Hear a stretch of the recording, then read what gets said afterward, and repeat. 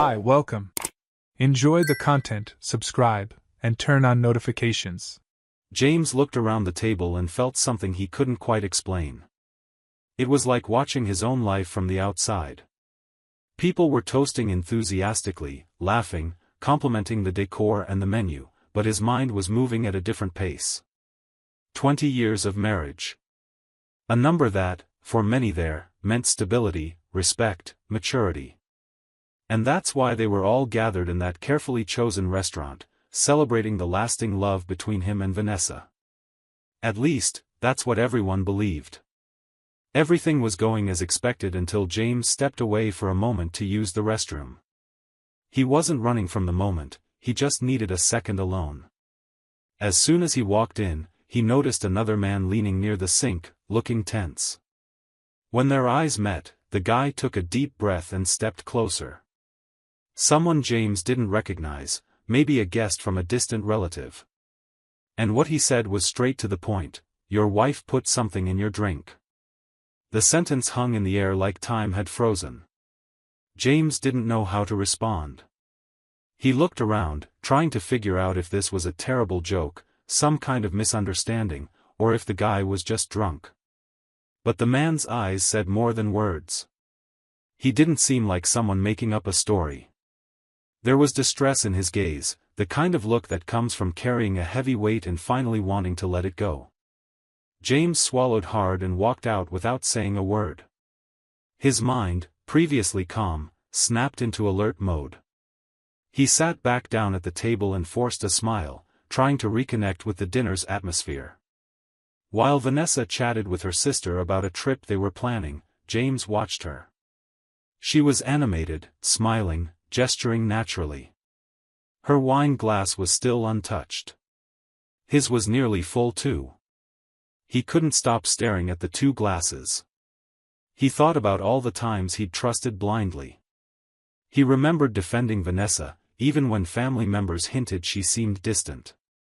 He thought about Ellie, their daughter, probably sleeping at home, believing her parents still loved each other the way they always appeared to. That doubt, however absurd, was enough for him to do something he'd never imagined doing in a moment like this. While everyone else was distracted, he quietly switched the glasses. The one meant for him now sat in front of Vanessa, and vice versa. The party went on, conversations continued, but his eyes never left her. It only took a few minutes. Vanessa started touching her arms, as if feeling sudden discomfort. She laughed at something no one had said. Then she frowned, like she'd lost track of the conversation. James saw the light in her eyes change. It wasn't tiredness. It wasn't the alcohol. It was something different, something chemical. Something real. She ran a hand over her face, adjusted her hair, and said she needed to go to the bathroom. Her cousin asked if she was okay, and Vanessa just gave an awkward smile, saying it was just a brief dizziness. James offered to go with her, but she declined, preferring to go alone. And so she did. He watched her until she disappeared down the hallway. His heart pounded, like it wanted to escape. He took a deep breath and did everything he could to hide his emotions. He kept talking with his uncles about a new investment company. He politely responded to jokes from a coworker. He played the role of the perfect husband in front of everyone. But inside, his world was shifting. Everything he thought he knew had been thrown into question. The idea that someone he loved could do something so low made him want to stand up and demand answers right then. But still, he chose to wait. Because silence, at this point, was stronger than any accusation. It was as if fate had given him a chance to observe, to listen, to see things clearly. And he realized that if he had the courage to look at what was right in front of him, he might find a truth that would free him from living another 20 years in a lie. Vanessa's return to the table was quick. She said she felt better after splashing water on her face. She smiled like nothing had happened. Then they toasted again, as if everything was perfectly fine. But from that moment on, James stopped being just a devoted husband. He became a man who needed to know. Needed to understand who he had really been married to. Because one thing was certain, that night had changed something inside him. And no broken glass would ever make more noise than the silence he decided to carry from that point on. James spent the next 2 days trying to sort his thoughts. The image of Vanessa confused, minutes after he switched the glasses, kept replaying in his mind like a reminder that something had changed. That moment marked a line. He didn't know exactly what she had put in his drink, but he couldn't ignore the warning. And no matter how hard he tried to keep living as if everything were normal, he had already crossed the line between instinct and action. On Wednesday, he called a guy from the office. Someone who, months earlier, had mentioned a private investigator known for discretion and efficiency. He wrote down the number, saved it under a generic name on his phone, and called that same afternoon. He set up a meeting in a quiet place. The investigator, Neil, seemed experienced. He listened without interrupting, took a few notes, and then asked the most important question: "Do you suspect someone specific?" James hesitated. He was afraid to say the name out loud. But something inside pushed him to do it. "Patrick. My brother." Just saying it aloud made him feel like he was betraying his own family. But keeping that possibility locked inside would be worse. Neil started right away. He asked for phone records, days and times when Vanessa usually ran errands. James handed over everything. In the following days, he forced himself to act normal. He came home, had dinner with his daughter, asked his wife how her day had been. Vanessa seemed lighter than ever. She smiled, talked about work, made vacation plans. The more she spoke, the more James realized he didn't know who he was married to. On Friday night, Neil called and asked to meet. They met at a cafe away from the city center. James arrived and went straight to the point. Neil handed him an envelope. Inside were security camera images, screenshots of online reservations made under fake identities, and records of movements at 3 different hotels. Always on Wednesdays. Always at the same times. And then came the hardest blow: Patrick appeared in the photos. Complicit, relaxed, smiling. The two of them walked in together, checked in discreetly, and left about 2 hours later. James flipped through the photos in silence. Then he stopped and rubbed his face. The betrayal was documented. It wasn't a theory anymore. It was fact. And worse, the woman he shared his life with and the man he shared his childhood with were side by side against him. His heart ached, but his mind grew clearer. He didn't need more proof. That was enough. On the way home, James decided he'd wait for Vanessa to arrive. He couldn't pretend anymore. When she walked in, he called her straight into the living room. Ellie was already asleep in her room. She was surprised by his tone, asked if something had happened, but he just told her to sit down. He picked up the envelope he'd left on the table and pushed it toward her. "Open it." She hesitated for a second, then pulled out the pages. As she turned each one, her expression changed. She tried to stay composed, but her eyes showed shock. And when she reached the last photo, she looked up and said, "You went far." James crossed his arms, unblinking. "Yeah, I did.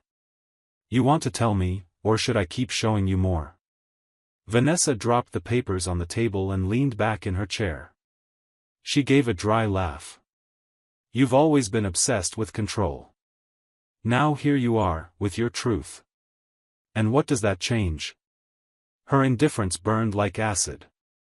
He responded in a firm but controlled voice. "It changes that it's over. It changes that I won't sleep next to someone who smiles at me in the morning after being with my brother. It changes that I've already filed for divorce and this house is only in my name." She stared at him for a few seconds, maybe hoping for a crack, an emotion, a chance to manipulate the situation. But James stayed still. He just told her she had until the end of the week to pack and leave. And before she could say anything, he went upstairs, entered his daughter's room, and stayed by her side until she fell asleep. The decision wasn't easy, but in that moment, it was final. The confrontation brought relief. For the first time in a long time, James felt he had taken back control of his life. No shouting, no drama. Just facts.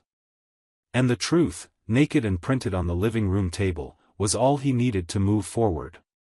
Vanessa left the house on Sunday afternoon, carrying 2 suitcases and a look James didn't try to read. She didn't ask for forgiveness, nor did she show regret. She passed through the living room in silence while Ellie slept in her room. The door closed behind her slowly, without urgency, without a scene, without a goodbye. James didn't get up, didn't say anything. He just stayed there, sitting, staring at the empty spot where the wedding photo used to be, the one he'd taken down the morning before. Vanessa's immediate absence didn't bring relief. It brought a new kind of silence. Not the tense silence of the past few months, but a raw, steady silence that was hard to understand. It was as if the house was relearning how to breathe. In the first few days, James avoided touching anything that reminded him of his ex-wife. Not out of longing, but because his body hadn't yet realized that chapter was truly closed. He woke up earlier, moved through the house carefully, as if she were still there. It took time for his mind to accept that the betrayal wasn't just a suspicion or a hidden pain, it was a finished chapter. With Ellie, he was honest but careful. He explained that her mom would have a new place to live, but she'd still see her daughter whenever she wanted. He assured her that didn't change the love she received. And when the girl asked why, James answered with the kind of truth a 9-year-old could understand: sometimes the people we love make bad choices, and the best way to deal with that is to move forward with what we still have that's good. She hugged him and didn't ask again. Without Vanessa, the house slowly settled into a new routine. James started filling his time with things he'd let go of. He got back into cooking simple dinners, like he used to at the beginning of the marriage. He replaced the living room sofa, painted a wall, changed the pictures. These weren't impulsive acts. They were ways of telling himself this house wasn't a stage for lies anymore. It was his new space with his daughter. But the strangest part was realizing that, despite everything, he still thought about Patrick. The betrayal by his brother hurt differently. Deeper. It was like losing not just a marriage, but his entire family history. This was the boy who shared his room for years, who taught him how to ride a bike, who cried beside him at their father's funeral. And now he was the man sleeping with his wife behind his back, using fake names at cheap hotels, laughing at everything they once shared. James even started writing a letter to him, but tore it up before finishing. Nothing he said would change what had already been done. One day, while picking Ellie up from school, he saw Vanessa across the street, leaning against a car. She was on her phone, smiling. It was the same old smile, but something about it now seemed fake. She saw him, but looked away. James didn't react. He got in the car with his daughter and carried on with the day as if it had been just another random scene. There was no more room inside him to feed anger. Resentment had given way to a quiet resignation. Vanessa had made her choices. And he had made his. The late afternoons, which once felt too long, started gaining a new rhythm. He began listening to music again. He read more, without getting lost in dark thoughts. His daughter laughed more too. Sometimes they danced in the living room, other times they played cards late into the night. The pain was still there, but now it came in spaced-out waves, ones he knew how to face. He wasn't living for what he'd lost anymore, but for what he was rebuilding. On an ordinary Saturday, Ellie asked if her dad still loved her mom. James looked at her warmly and said he had loved her a lot, for a long time, but now what he felt was different. That he hoped her mom would find peace, even if it was far from them. And that his love for Ellie would never change. She smiled, as if that was all she needed to hear. That house, now quieter, was slowly becoming a real home. James discovered, little by little, that he didn't need revenge, or answers, or perfect explanations. He just needed to keep moving, without carrying what no longer served him. Vanessa's departure wasn't the end. It was the beginning of what he'd long been afraid to pursue, a clean, honest life built on truth, even when it hurt. For weeks, James rehearsed what he'd say to Patrick. During the quietest days, he even imagined his brother showing up at the door, trying to explain. But he never came. No messages. No apologies. It was like, by taking Vanessa, he'd also taken the courage to face the consequences. That hurt more than the betrayal itself. James didn't expect redemption, but he'd hoped for at least a sign of humanity. And all he got was silence. Until one Friday, as he was leaving a supermarket with Ellie, James saw Patrick's car parked across the street. He was leaning against the door, talking on the phone. When he saw his brother, he froze for a second. Ellie recognized him too. "Dad, is that Uncle Pat?" James took a deep breath and answered calmly. "Yeah, sweetheart. Wait in the car for a sec." She obeyed. He crossed the street without thinking twice. Patrick hung up the phone. He tried to smile, like this was just another casual meeting. But his eyes showed the discomfort his body was trying to hide. James stopped less than 2 meters away, steady. There was no more doubt, no hesitation. Just a clear need to close something that had stayed open too long. "I just want one answer," James began.